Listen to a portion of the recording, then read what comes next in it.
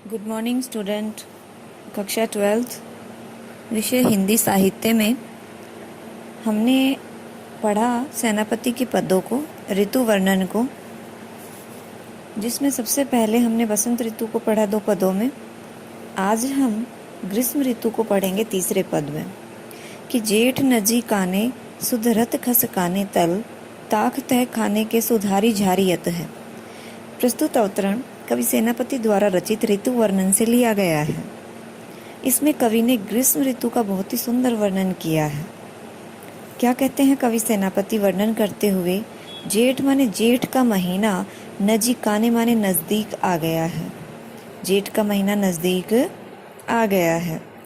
जेठ का महीना नज़दीक आते ही सुधरत माने सुधारना, खसकाने माने जो खस की टाटियाँ होती हैं उनको, कि जैसे ही ग्रीष्म ऋतु आती है तो प्रत्येक व्यक्ति शीतलता प्राप्त करने के लिए जो खस की टाटियाँ हैं उनको ठीक करने लग जाते हैं।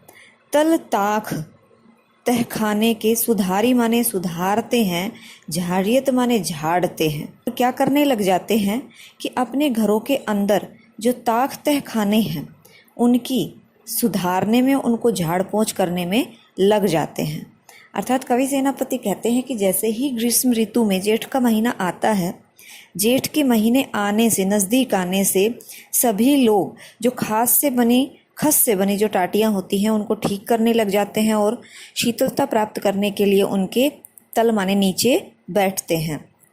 ताख तह खाने के सुधारी झारियत है, और अपने घरों के जो ताख तह खाने हैं अर्थात जो पीछे के, जो नीचे के कमरे होते हैं उनको भी सुधारने और झाड़ने पोंछने लग जाते हैं।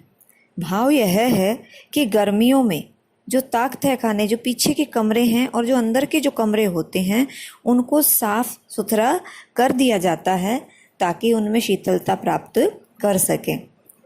आगे क्या कहते हैं कि होती है मरम्मत, और क्या करने लग जाते हैं? मरम्मत करने लग जाते हैं। किसकी? विविध जल जंत्रण की। जल जंत्रण माने जल यंत्रों की, विविध माने विभिन्न प्रकार के जो जल यंत्र हैं अर्थात कूलर, फव्वारे आदि की क्या करने लग जाते हैं? जेठ के महीना आने से ही वो मरम्मत करनी उनकी शुरू कर देते हैं। ऊंचे ऊंचे अटा माने अटारी, और जो ऊंची ऊंची अटारियां हैं ते सुधा सुधारियत है, वे क्या करने लग जाते हैं? उनको सुधा माने चूना, सफ़ेदी, सुधारियत माने सुधारने लग जाते हैं। और जो उनके घरों की ऊंची ऊंची अटारियां हैं उन पे चूना या सफ़ेदी से उनको लीपने पोतने लग जाते हैं अर्थात सुधारने लग जाते हैं। आगे क्या कहते हैं?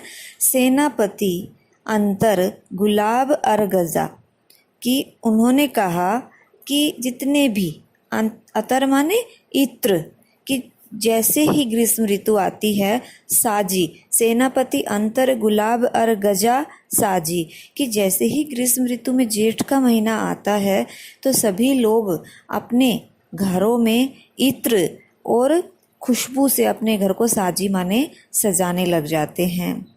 सार तार हार मोल लुए लुए धारियत है, और जो श्रेष्ठ लोग हैं, सार माने जो श्रेष्ठ लोग हैं, संपन्न लोग हैं, वो अपने घरों को हार मोल ले, हार माने मोतियों से बने हुए हारों को, मोल माने खरीद कर, धारियत माने धारते हैं अर्थात धारण करते हैं। ग्रीष्म के बासर बराइवे माने बिताने हेतु को सीरे सब, सीर माने शीतल, कि ग्रीष्म ऋतु में शीतलता से अपने दिन को बिताने हेतु राजभोग काज साज यों समारियत है। राजभोग माने क्या कहते हैं कि इस प्रकार जो संपन्न लोग हैं वो मोतियों से बने हुए हारों को खरीदते हैं और उनको धारियत माने धारण करते हैं। और ग्रीष्म ऋतु में शीतलता प्रदान या शीतलता को प्राप्त करने के लिए अर्थात ग्रीष्म ऋतु को बिताने के लिए सभी लोग राजसी सुख भोग, राजाओं जैसा सुख भोग प्राप्त करने के लिए अपने अपने घरों को सुधारने में लग जाते हैं, संभालने में लग जाते हैं, घर की साज सज्जा में लग जाते हैं। इसमें ग्रीष्म ऋतु का बहुत ही सुंदर वर्णन किया गया है। अनुप्रास अलंकार है, ब्रज भाषा का इसमें प्रयोग किया गया है। एक कवित छंद का भी इसमें प्रयोग किया गया है। अगला जो पद है सेनापति का, इस एक ही पद में सेनापति ने दो ऋतुओं का वर्णन किया है। एक अर्थ हम लेंगे ग्रीष्म ऋतु के पक्ष में और दूसरा अर्थ हम लेंगे वर्षा ऋतु के अर्थ में। तो हम देखते हैं इसको। आपको इनकी दो प्रकार से व्याख्या करनी होगी कि देखे छिति अंबर जले है चारी और छोर, तीन तरबर सब की ही को रूप हर्यो है।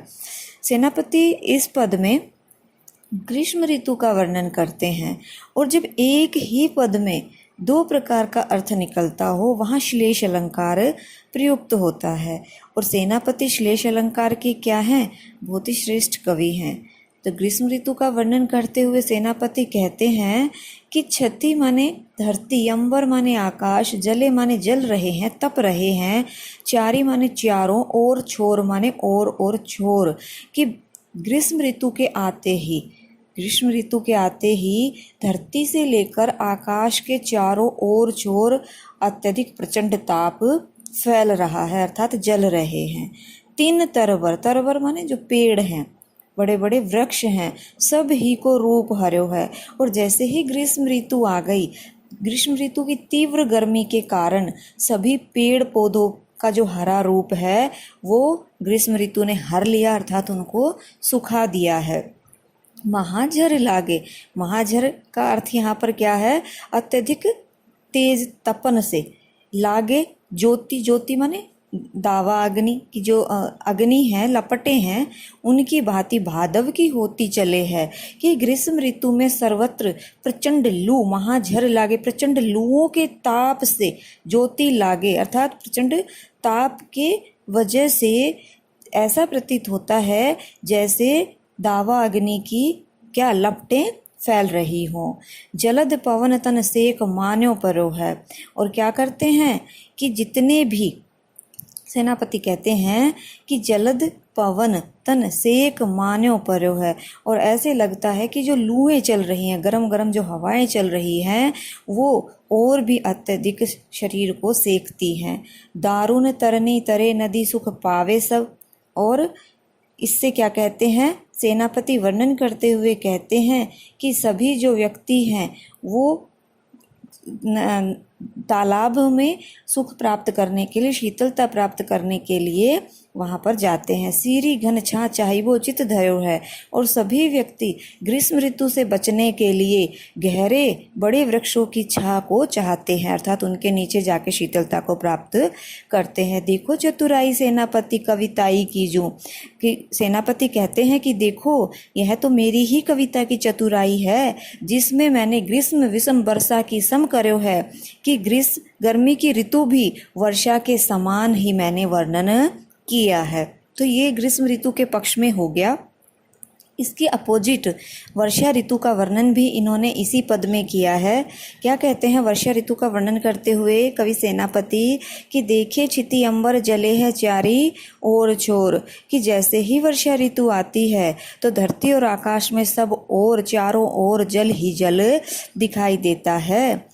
तीन तरबर सब ही को रूप हर्यो है, अर्थात अत्यधिक बरसात के कारण जितने भी पेड़ और पेड़ पौधे हैं उनका सबका रंग कैसा हो गया है? हरा हो गया है।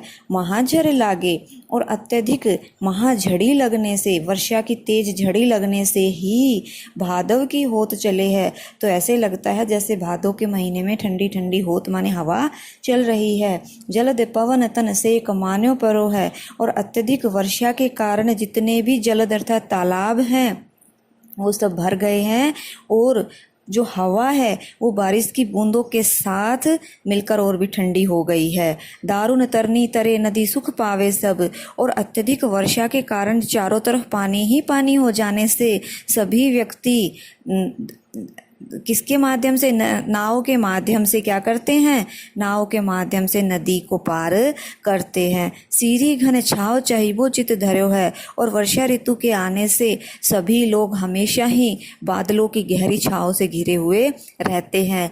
देखो चतुराई सेनापति कविताई की जू, सेनापति कहते हैं देखो यह तो मेरी ही कविता की चतुराई है कि जो मैंने वर्षा ऋतु में भी ग्रीष्म ऋतु के समान वर्णन किया है। तो इस प्रकार यह एक ही पद में दो व्याख्याएं हैं, दोनों व्याख्या आपको करनी है।